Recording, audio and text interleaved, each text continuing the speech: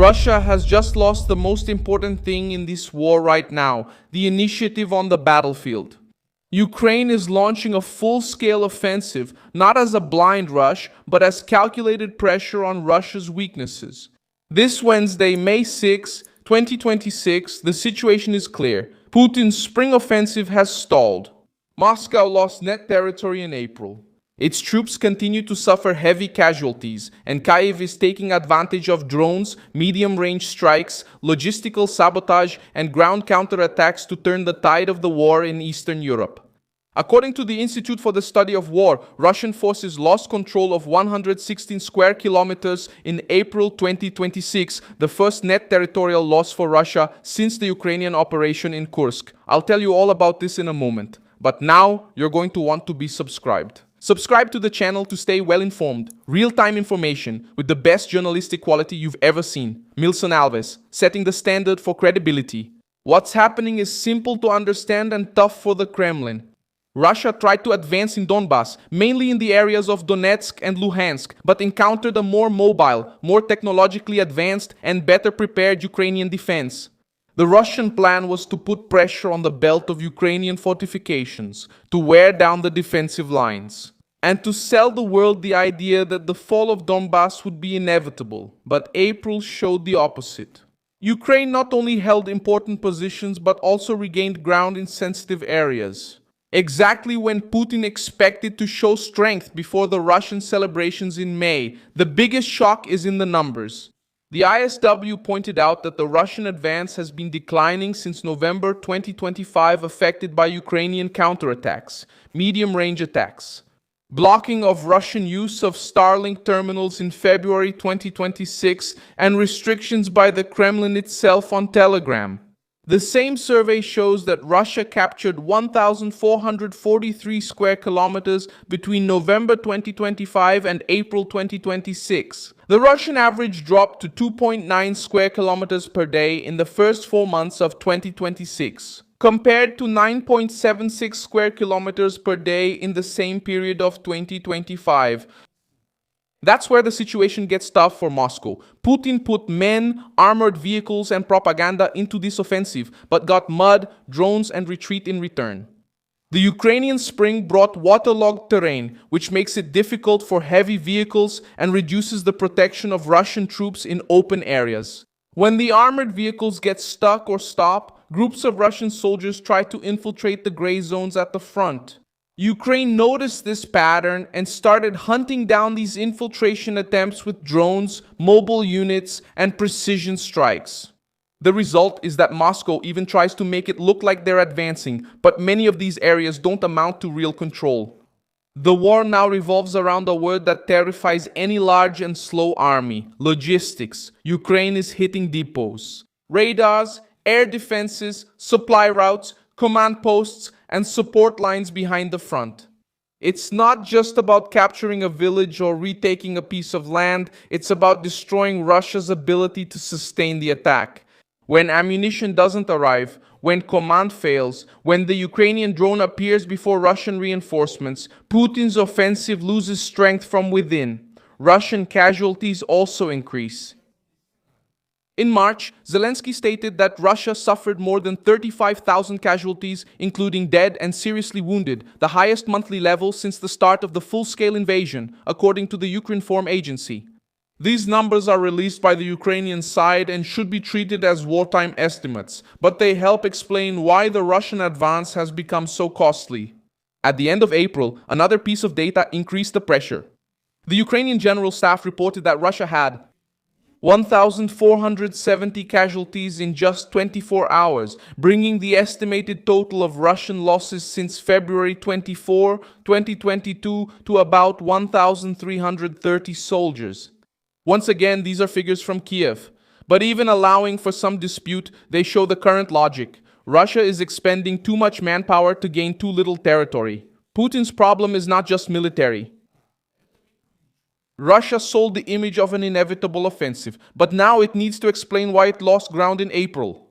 The ISW pointed out that the Kremlin uses infiltration tactics to exaggerate its image of control, sending small groups into disputed areas and treating this as consolidated advances. In practice, many of these points remain in a gray area, vulnerable to Ukrainian counterattacks. Meanwhile, Ukraine is pushing in two directions. On the front line, small advances and counterattacks aim to retake occupied areas. Deep inside Russia, drones and long-range attacks try to break the structure that fuels the war. It's not a full-scale offensive in the old style, with giant columns advancing along open roads. It's a modern offensive, carried out through attrition, intelligence, technology, and successive strikes at the enemy's nerve centers. And what happens now? The tendency is for Ukraine to try to expand this advantage before the weather dries up completely, and Russia reorganizes its attacks for the summer.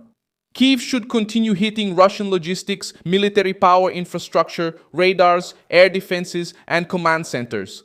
Russia, in turn, is expected to persist with drone, missile, and glide bomb attacks to try to punish Ukrainian cities and wear people down psychologically. The Associated Press itself reported that on May 6, 2026, Russia fired dozens of drones at Ukraine during the early morning, ignoring a unilateral ceasefire announced by Kyiv. This point shows the human side of the war. On Tuesday, May 5, 2026, Russian drone and missile attacks killed 27 civilians and left 120 injured, according to Ukraine's interior minister, quoted by the AP. In the early hours of the following morning, Russian attacks continued, including 2 drones that hit a daycare center in Sumy, where a security guard was killed and 2 people were injured, with 100 children present at the time. The same report mentioned that Russian-installed authorities said 5 people were killed in Jankoy, Crimea, in a Ukrainian drone attack. Now, with the advancement of drones and precision strikes, Crimea is once again central to the battlefield. Russian history helps explain why this moment is dangerous for Moscow. In 1905, Russia was defeated in the war against Japan and had to accept the Treaty of Portsmouth, recognizing Japanese control over Korea and making territorial concessions in Asia. Decades later, the Soviet Union entered Afghanistan in 1979, promising to control the situation. But they left in 1989 after a long, costly, and exhausting war with about 15,000 Soviets killed, also according to the British source. The lesson is straightforward. Moscow turns ambition into prolonged occupation, and the cost can erode power from within. Other nations have also proven that a larger invader can be stopped when facing difficult terrain, organized resistance, and adaptable leadership. Finland, in the Winter War against the Soviet Union, lost territory in the final agreement, but put up tough resistance, preserved its independence, and exposed Soviet weaknesses in weather, logistics, and command. Ukraine is taking a different path, but uses similar logic, turning numerical disadvantage into tactical advantage, striking at the rear, breaking supply lines, and forcing the larger army to pay dearly for every meter. Ukraine itself has already experienced moments when it went on the offensive and won.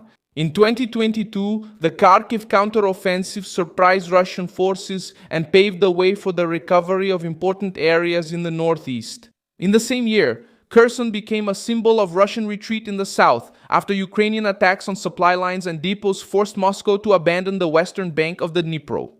In August 2024, Kyiv brought the war into Russia's Kursk region and claimed to control about 1,000 square kilometers.